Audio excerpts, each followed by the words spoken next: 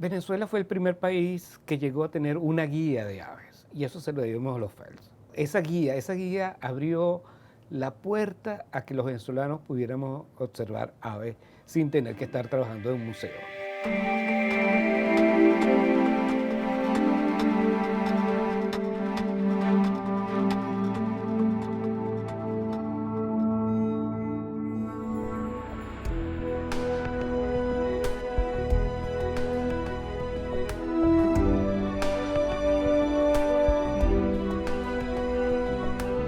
Bueno, en esos primeros años de mi vida, realmente empecé muy joven, ya desde bachillerato.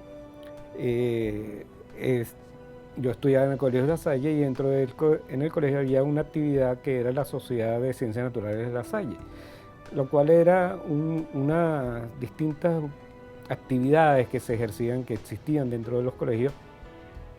Y en este caso la sociedad se dedicaba a la investigación, eh, más bien a la formación de los jóvenes en adquirir destrezas y compromisos de cómo hacer una investigación, de cómo tener responsabilidades.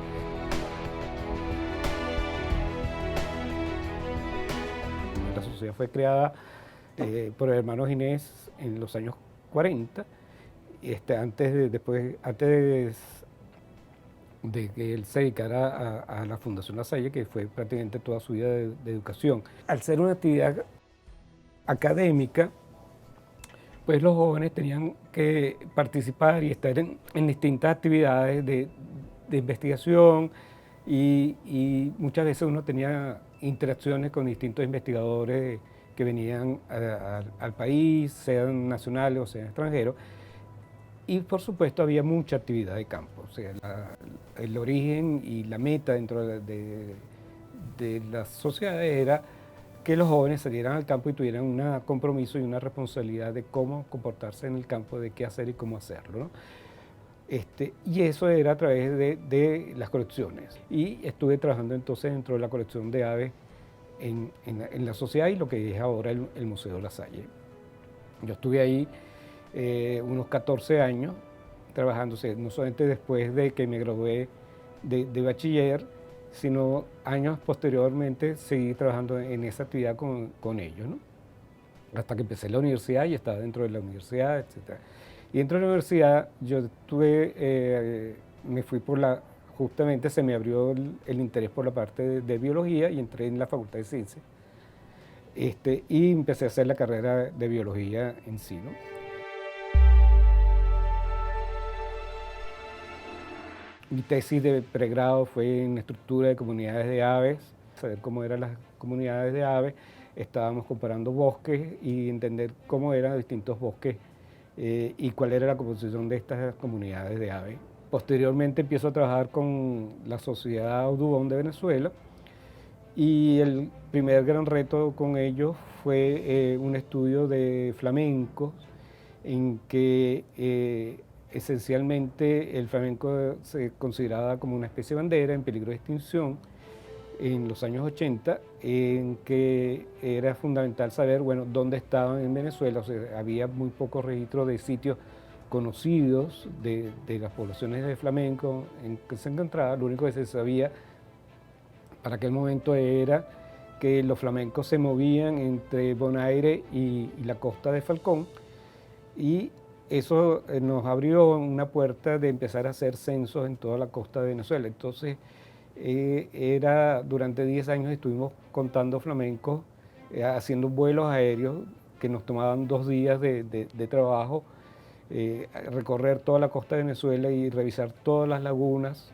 costeras del país para hacer los conteos de flamenco en ese momento, ¿no?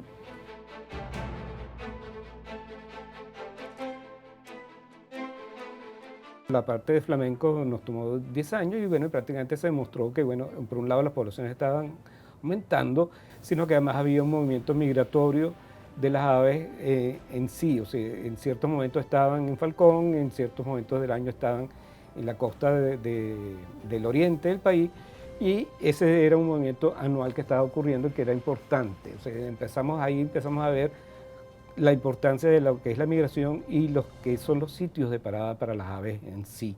Y por qué deben entonces ser preservados estos sitios.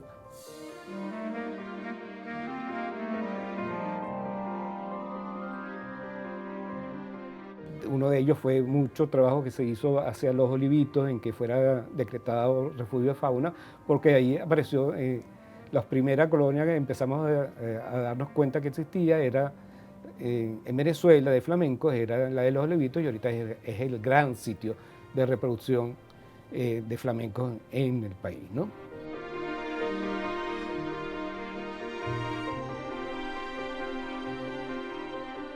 Nosotros establecimos en los censos de flamenco, el primer viaje, establecimos junto con el piloto un protocolo de vuelo en que teníamos que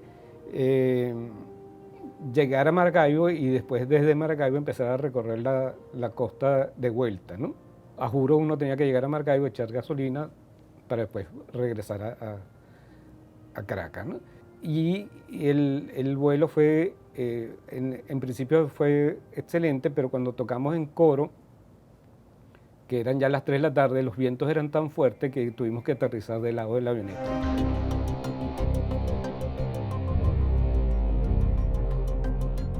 Eso nos cambió totalmente los patrones, entonces decidimos cambiar totalmente el patrón de vuelo y de descenso, porque ni nos imaginábamos que íbamos a pasar esos sustos en una avionetica de una Cessna 172, aterrizando de lado totalmente por los vientos cruzados que están en el aeropuerto de Coro, ¿no?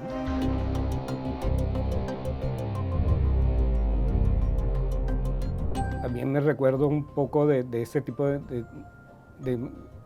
vamos a decir, de situaciones comprometidas en que ascendiendo a la Llantepuy, el piloto decidió ascender totalmente vertical todo el Salto Ángel, y subir 1000 metros en vertical realmente habla muy bien del piloto, pero también es una situación bastante extrema y te empiezas a preocupar de dónde puedes estar, ¿no? Luego de estar esas actividades en la UDON, que había mucho trabajo también de empezar a hacer viajes para establecer un programa de listas de aves de los parques, de listas de chequeo. O sea, ya en los años 80 Venezuela era un país importante para el turismo de observación de aves, entonces había que suministrar la información y que la gente pudiera tener y pudiera disponer de qué conocíamos, qué sabíamos de las aves del país, cuáles eran los mejores sitios donde a qué ir, dónde buscarlos.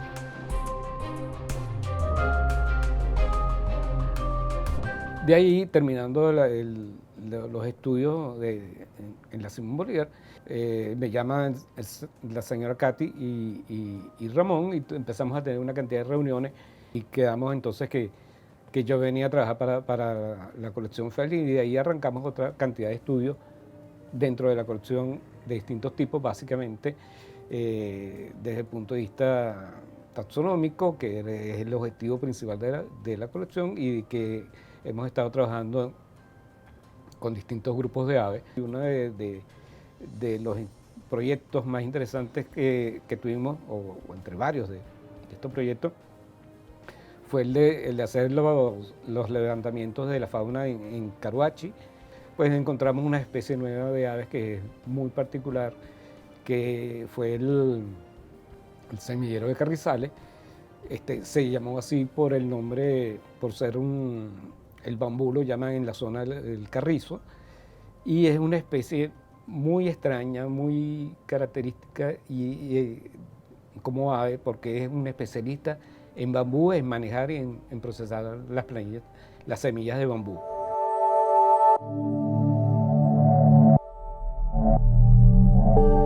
Ya encargame la colección a partir de los 90. La colección simplemente estaba heredando una responsabilidad grandísima, tanto como investigador o como para el país, porque la colección Fell es la colección más grande de Latinoamérica dentro de aves, es el sitio mejor reconocido dentro de las aves. O sea, hay un gran esfuerzo que realizaron los señores Phelps para desarrollar y construir lo que es la colección. La colección ha sido la referencia de aves más importante de Venezuela y además abrió las puertas y fue pauta de técnicas y de protocolos de cómo manejar las colecciones en el país en sí. Para el investigador extranjero, cuando quiere estudiar las aves de Venezuela, no va a los museos del exterior a estudiar las aves, sino que viene a Venezuela a estudiar las aves.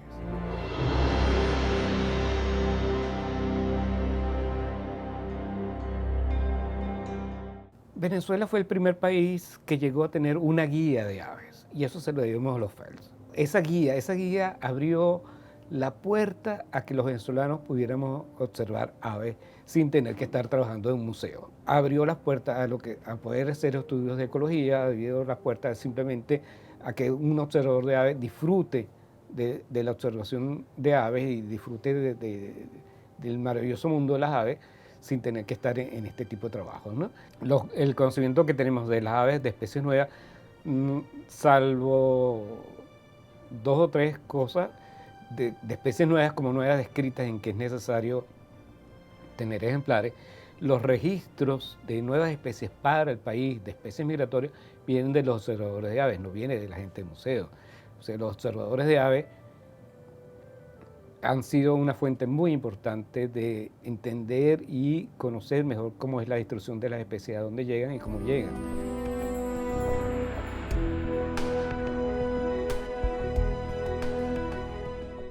Bueno, mira, el mensaje, bueno, el trabajo nunca termina.